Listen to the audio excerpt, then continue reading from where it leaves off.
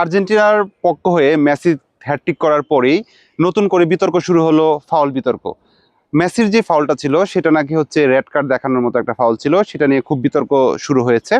তো সেটা আলজেরিয়ার বিপক্ষে যে ম্যাচটা ছিল সেটা হচ্ছে যে প্রথমার্ধে মেসি একটা ট্যাকেল দিতে গিয়ে একটা ফাউল হয়ে গেছিল। তো সেটা আসলে রেফারি সেই ফাউলটা ধরেনি এবং ইভেন ভারের সহযোগিতাও কিন্তু নেওয়া হয়নি।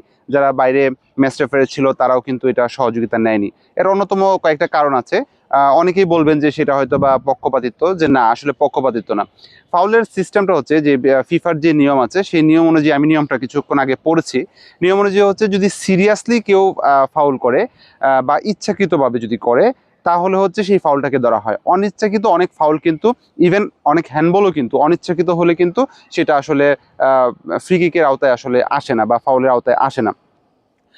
যেমন সাউথ আফ্রিকার যে একটা ম্যাচ হয়েছিল, তো সাউথ আফ্রিকার একজন প্লেয়ারকে কিন্তু ভারের সহযোগিতা নিয়ে কিন্তু রেড কার্ড দেখানো হয়েছিল। তো সেখানে কেন দেখানো হয়েছিল, সেটার অন্যতম কারণ হচ্ছে সেখানে বল ছিল না। যদি এরকম একটা নিয়ম আছে, যদি আপনার বলটা পায়ের মধ্যে না থাকে, মানে বলটা টাচের মধ্যে না থাকে, বলটা দূরত্ব অবস্থান করছে, কিন্তু এদিক থেকে যদি কোনো প্লেয়ারকে আপনি যদি চর থাপ্পড় বা একটু ঘুষি বা এরকম কোনিও যদি মারেন, তবুও কিন্তু এটাকে আপনি লাল কার্ড পাওয়ার মতো মানে ক্ষমতা রাখে।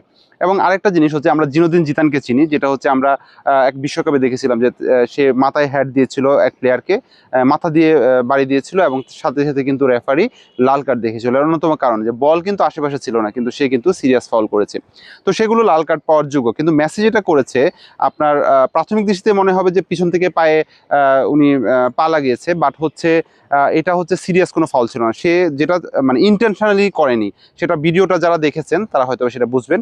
ইন্টেনশনালি করেনি, সে বলটা রিসিভ করতে গিয়ে বা বলটাকে তার পায়ে আনতে গিয়ে হচ্ছে সেটা মানে ইন্টেনশনালি হয়নি, সেটা হচ্ছে ফাউল হয়ে গেছে, যার কারণে হচ্ছে ম্যাচ রেফারি সেটাকে আসলে লাল কার্ড দেয়নি। এখন লাল কার্ডের সিস্টেম যেটা হচ্ছে, ফিফা কি বলে, ফিফা বলেছে যে যদি এটা ইন্টেনশনালি হয় এবং তাহলে শুধু রেড কার্ড দেখাতে পারবে, আর যদি পজিশনিং বা হচ্ছে আপনার খেলার সিচুয়েশন বেঁধে যদি কোনো অনিচ্ছাকৃত কোনো কিছু মানে ফাউলের মতো হয়ে যায়, তাহলে অনেক সময় ফাউল সেটা ধরা যায় না। সেটা হচ্ছে পজিশন বুঝে কিন্তু রেফারি ডিসিশন নেবে, আর সকল ডিসিশন হচ্ছে রেফারির উপর। যেহেতু রেফারি লাল কার্ড দেখায়নি বা ফাউল ধরেনি, সুতরাং লাল কার্ডের তো কোনো প্রশ্নই আসে না। হ্যাঁ, এখানে হতে পারতো যে যদি ফাউলটা ধরতো তাহলে হয়তো বা সর্বোচ্চ যেটা সেটা হচ্ছে একটা হলুদ কার্ড হয়তো বা দেখতে পারতো, আবার নাও দেখাতে পারতো, কারণ হচ্ছে এটা মেসি কিন্তু ইচ্ছাকৃতভাবে করেনি। যাই হোক, সকল কিছু ছাপিয়ে হচ্ছে মেসি আসলে সর্বকালের যে সর্বশ্রেষ্ঠ যেই প্লেয়াররা আছে বিশ্ব মঞ্চে, তাদের মধ্যে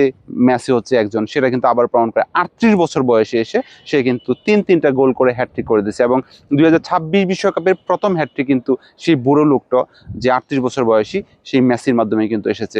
যাই হোক, এই ফাউল বিতর্ক যেটা আছে সেটা হচ্ছে আপনি হয়তো সেটা মানতেও পারেন, আবার নাও মানতে পারেন, বাট হচ্ছে এটা আসলে রেড কার্ড পাওয়ার মতো ফাউল ছিল না বলে আসলে মনে করে। এবং হচ্ছে বিশ্বের অনেক যারা বিশেষজ্ঞ আছে, ফুটবল বিশেষজ্ঞ, সেম কথাই বলছে, ফাউল হতে পারতো, বাট হচ্ছে এটা রেড কার্ড পাওয়ার মতো আসলে ফাউল ছিল না।